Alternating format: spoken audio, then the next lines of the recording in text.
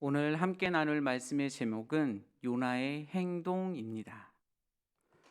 오늘 요나서 말씀을 보면 하나님께서 요나에게 이렇게 말씀을 하십니다.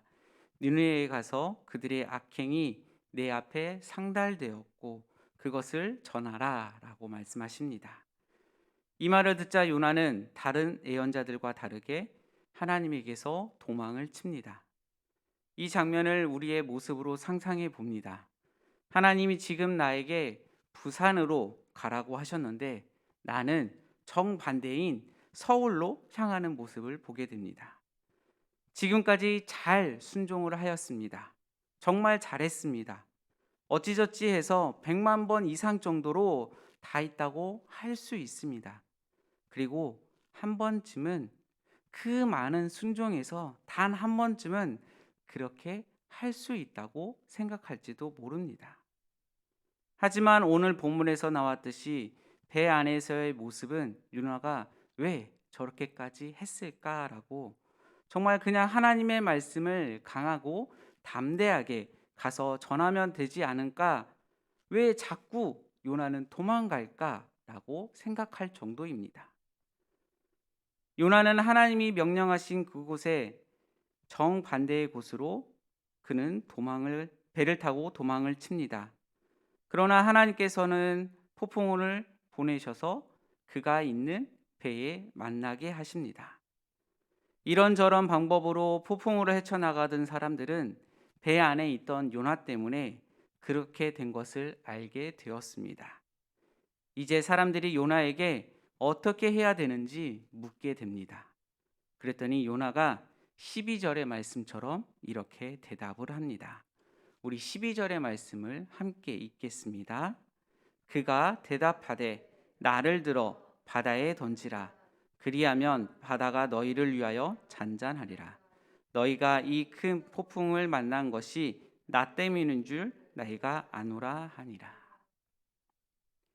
요나는 하나님께서 폭풍우를 멈추시게 하시면 이제 돌이켜 하나님의 말씀을 전하려 가겠습니다 라고 이러한 기도를 드린 것이 아니라 요나는 그저 이 상황에서 죽기를 결심을 합니다.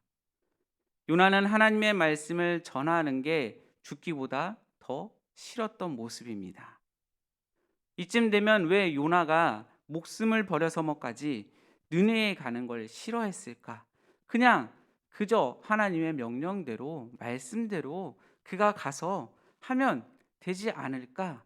이러한 상상도 해보고 의문을 가져봅니다. 요나의 이러한 행동을 자세히 생각해 보면 느네라는 이방 나라는 아수르의 수도였습니다.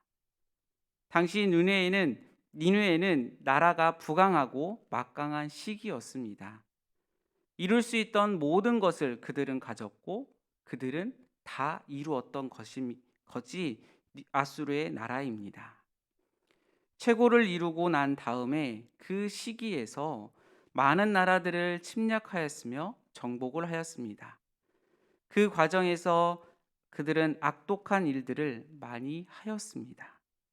남들을 상처 입히고 짓밟고 고통에 처하게 하는 그런 사람들에게 하나님의 말씀을 전하라? 요나의 생각으로는 뭔가 꺼림칙하고 정말 싫었던 모습입니다. 혹 하나님께서 니느웨 사람들을 용서하는 건 아니실까라는 그런 마음도 요나에게 있었습니다.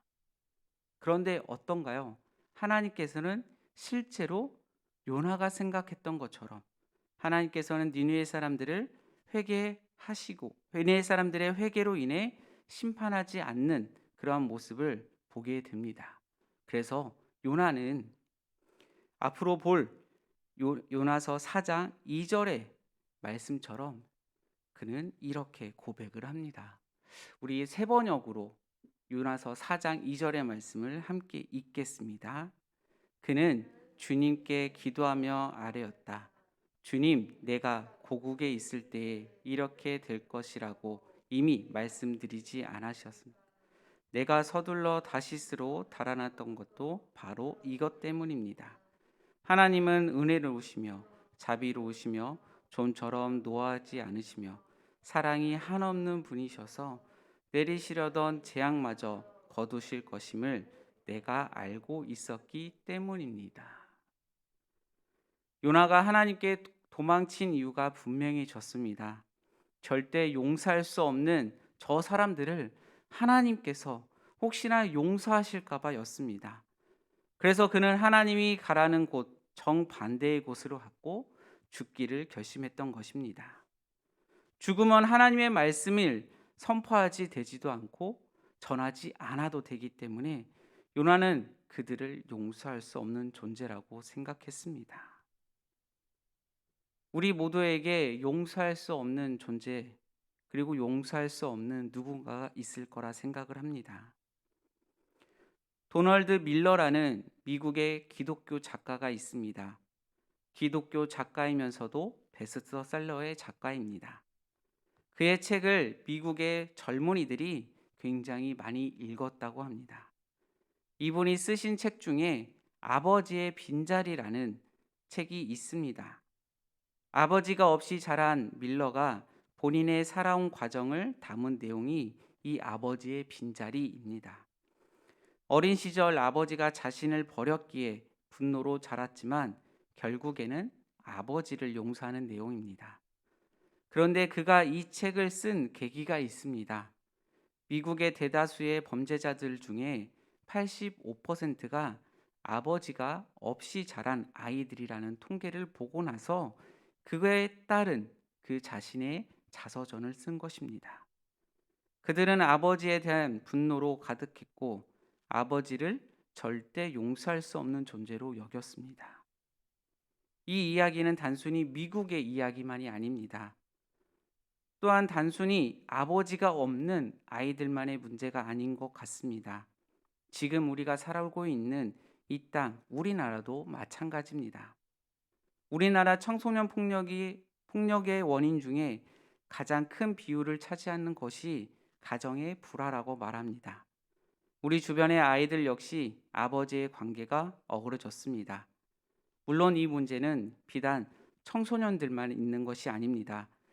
이 시대 자체가 올바른 아버지상을 가진 적이 잘 없기에 어떻게 보면 우리 모두의 문제이기도 합니다. 이처럼 누군가에게는 아버지의 부재가 고통이라면 누군가에게는 아버지의 존재가 고통입니다. 신약 성경에서도 용서할 수 없는 모습을 보였던 대표적인 사람이 있습니다. 우리가 잘 알고 있는 탕자의 형입니다. 오랜 방황 생활에 돌아온 동생이 돌아왔고 아버지는 그 아들을 받아 주었습니다. 그 모습을 보고 탕자의 형은 아버지를 당신이라고 부를 정도로 분노에 찬 모습을 보게 됩니다. 결국 그는 잔치도 동생도 결국 거부해 버립니다. 오늘 이 모습을 보게 되면 떠올려야 할 분이 계십니다. 그러면서도 원수를 사랑하라. 예수님의 모습을 떠올리기도 합니다. 예수님은 분명하게 우리들에게 말씀하십니다. 원수를 사랑하라. 말만 그렇게 하셨던 분이 아니라 진정으로 그분은 그렇게 사셨습니다. 예수님은 당시 원수로 여겨졌던 이들에게 먼저 다가가셨고 포옹해 주셨습니다. 그 모습이 참된 아버지의 모습입니다. 말씀을 정리하겠습니다. 오늘 함께 본 말씀에서도 요나도 그리고 탕자의 형도 사실 우리에게 익숙한 모습입니다.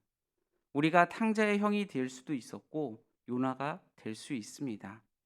우리 마음에도 이처럼 용서할 수 없는 누군가 한 명쯤은 있을 것입니다. 하나님께서 그에 대해 조금이라도 건드리면 우리는 요나처럼 외면했습니다. 되려 하나님께 그 사람은 나에게 고통을 주었고 악을 행했으며 절대 용서받으면 안 되는 사람이라고 그렇게 말했을지도 모릅니다. 그러나 그럴 때일수록 예수님의 모습을 떠올리시기 바랍니다. 아버지의 마음을 가지신 그분을 떠올리시기 바랍니다. 우리의 모습에 아파하시는 예수님의 얼굴, 예수님의 눈빛, 예수님의 그 손길, 예수님의 그 마음을 떠올리시기 바랍니다. 그러므로 오늘 하루 예수님의 깊은 눈동자를, 예수님의 그 깊은 사랑의 마음을 그리는 하루가 되시길 소망합니다. 오늘의 말씀은 우리가 잘 알고 있는 말씀들입니다. 그러나 그 안에서도 예수님은, 하나님은 여전히 우리를 사랑해 주시고 우리를 기다려 주시는 그 하나님의 마음을 소중히 깨닫는 그런 시간이 되시길 바랍니다.